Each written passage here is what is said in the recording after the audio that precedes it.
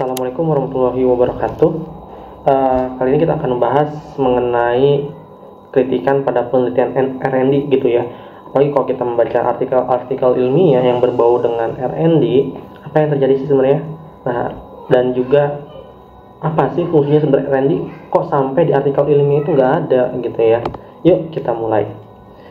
Penulisan artikel ilmiah merupakan salah satu pilar penting dalam dunia akademik untuk berbagi pengetahuan, gagasan, dan temuan penelitian.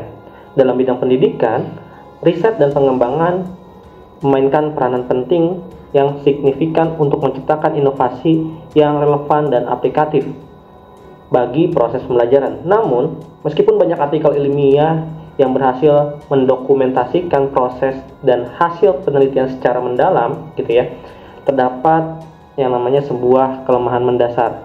Nah, yang seringkali ini diabaikan oleh penulis, yaitu kurangnya pencantuman hasil penelitian dalam bentuk link media atau bukti digital yang dapat diakses langsung oleh para pembaca, gitu ya. Hal ini menciptakan kesenjangan antara teori dan praktik serta mengurangi efektivitas transfer pengetahuan kepada audiens yang lebih luas.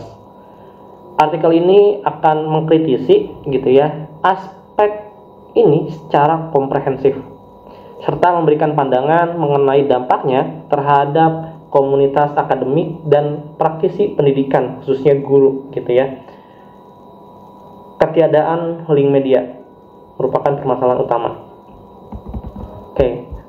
Kalau dalam konteks R&D pembelajaran gitu ya, hasil penelitian ini seringkali mencakup yang namanya produk gitu ya.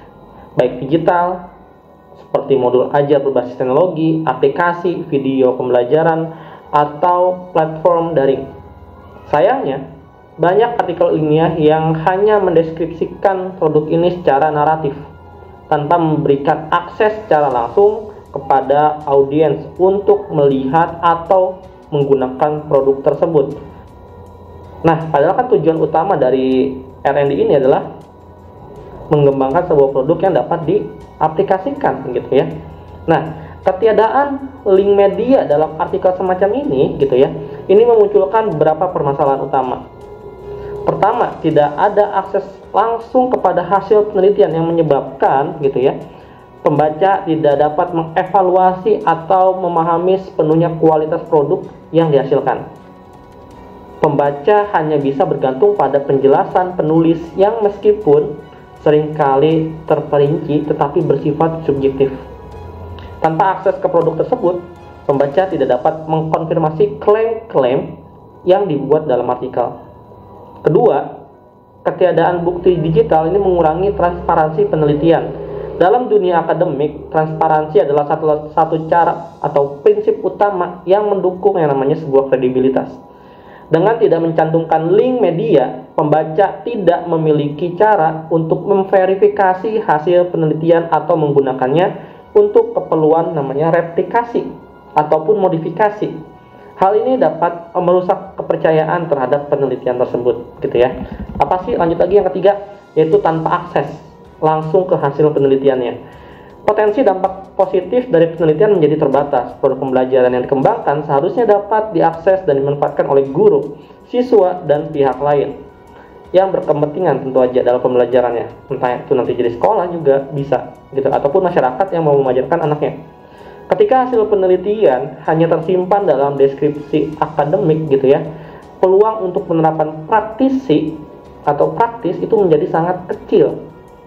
Kritik terhadap standar penulisan artikel ilmiah. Yang kedua,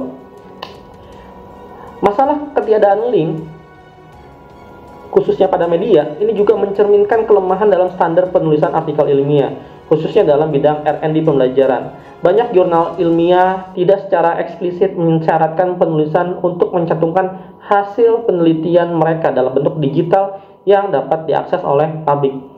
Hal ini menunjukkan kurangnya adaptasi terhadap perkembangan teknologi dan kebutuhan pembaca modern.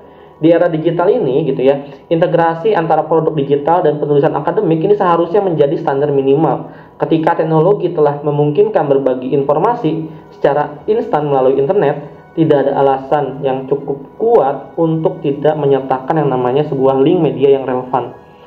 Selain itu, jurnal ilmiah juga perlu memperhatikan bahwa pembaca tidak hanya berasal dari kalangan akademik gitu ya, tapi juga praktisi yang membutuhkan akses langsung untuk menerapkan temuan penelitian dalam konteks dunia nyata.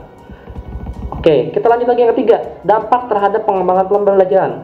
Ketiadaan link media khususnya artikel NND memiliki yang namanya dampak serius gitu ya terhadap pengembangan media pendidikan. Nah, salah satu dampak paling nyata yang berkurangnya potensi diseminasi inovasi.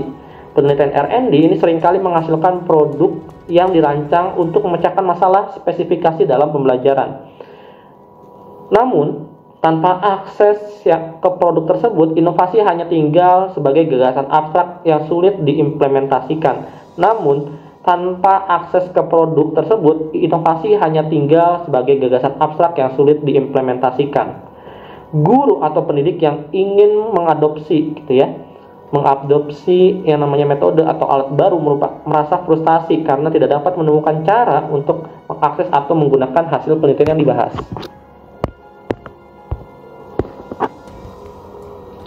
Selain itu, ketidakmampuan untuk mengevaluasi hasil secara langsung juga mengurangi namanya peluang untuk perbaikan sebuah produk gitu ya. Dalam R&D, umpan balik dari pengguna adalah salah satu elemen kunci untuk meningkatkan kualitas produk gitu ya. Jika hasil penelitian tidak tersedia dalam bentuk digital, peneliti kehilangan kesempatan untuk mendapatkan umpan balik dari komunitas yang lebih luas gitu ya. Oke, yang keempat adalah perspektif etis dan profesional tentu aja. Nah, tidak menyentuhkan link media dalam artikel ilmiah ini juga dapat dilihat sebagai yang namanya pelanggaran terhadap prinsip etika akademik. Nah, salah satu tujuan utama dalam penelitian adalah memberikan manfaat yang sebesar-besarnya kepada masyarakat. Ketika penulis tidak menyediakan akses langsung ke hasil penelitian, mereka secara tidak langsung membatasi potensi manfaat dari karya mereka. Ini adalah dua contoh artikel ilmiah saya yang saya tulis di kesimpulan atau enggak saran, itu ada yang namanya mencantumkan link media seperti ini. Ini artikel pertama dan ini artikel yang kedua. Oke, selain itu dari perspektif profesional, ketiadaan link media mencerminkan kurangnya komitmen penulis terhadap keterbukaan dan kolaborasi dalam dunia akademik gitu ya, yang semakin terhubung secara global. Keterbukaan adalah salah satu kunci mempercepat yang namanya kemajuan pengetahuan. Dengan menyediakan akses ke hasil penelitian, ya, penulis tidak hanya menunjukkan transparansi, tetapi juga membuka peluang untuk kolaborasi lintas disiplin ke depannya. Solusi dan rekomendasi. Untuk mengatasi masalah ini, diperlukan perubahan dalam pendekatan penulisan artikel ilmiah, baik dari sisi penulisan maupun penerbitan jurnal. Berikut adalah beberapa rekomendasi yang saya coba buat kayak gitu ya. Dan ini semoga bisa menjadi koreksi juga tambahan. Yang pertama adalah masyarakat pencantum link media. Nah, mencaratkan pencantuman link media. Jurnal ilmiah terutama yang berfokus pada R&D pembelajaran perlu memasukkan syarat pencantuman link media sebagai bagian dari pedoman penulisan. Link ini dapat berupa akses produk digital, video demonstrasi, atau dokumentasi lain yang relevan. Yang kedua adalah penyimpanan dalam repositori digital.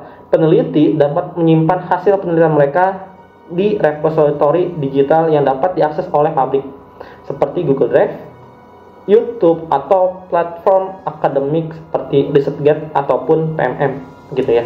Nah, hal ini memastikan bahwa hasil penelitian dapat diakses dengan mudah oleh pembaca. Yang ketiga adalah pelatihan penulisan. Penulisan artikel ilmiah ini perlu diberikan pelatihan mengenai pentingnya pencantuman link media dan cara melakukan secara efektif. Nah, pelatihan ini dapat mencakup aspek teknis seperti cara membuat video demonstrasi hingga aspek etis seperti pentingnya transparansi gitu ya. Pemanfaatan teknologi digital, penulis dapat dan penerbit jurnal perlu memanfaatkan yang namanya teknologi digital untuk meningkatkan aksesibilitas artikel. Misalnya, jurnal dapat menyediakan platform online untuk memungkinkan membaca langsung mengunduh akses produk hasil penelitian. Kesimpulan. Oke, karena kita udah berbicara banyak banget gitu ya. Ketiadaan link media dalam artikel ilmiah khususnya pada R&D pembelajaran adalah masalah yang mendesak, teman-teman, khususnya kita sebagai peneliti atau lagi keguruan. Dalam era digital, aksesibilitas dan transparansi bukan lagi sekedar pilihan, tetapi menjadi kebutuhan mendasar. Penulis, penerbit jurnal, dan komunitas akademik secara keseluruhan perlu bekerja sama untuk memastikan bahwa hasil penelitian tidak hanya terdokumentasi dengan baik, tetapi juga dapat diakses dan dimanfaatkan oleh masyarakat yang lebih luas. Dengan mencantumkan link media, artikel ilmiah tidak hanya menjadi relevan dan aplikatif, tetapi juga memberikan kontribusi nyata bagi pengembangan dunia pendidikan. Mungkin itu saja dari saya. Semoga kedepannya artikel pengembangan pembelajaran itu dapat banyak lagi yang namanya link-link hasil karya atau pengembangan yang nantinya kedepannya dapat diterapkan oleh guru atau enggak masyarakat yang lebih luas. Kita mau kan yang namanya masyarakat itu pintar untuk mengajarkan ke anaknya. Hasilnya apa? Nanti guru pun itu akan lebih mudah dalam mengajarkan anak. Oke, mungkin cukup sekian. Assalamualaikum warahmatullahi wabarakatuh. Salam literasi.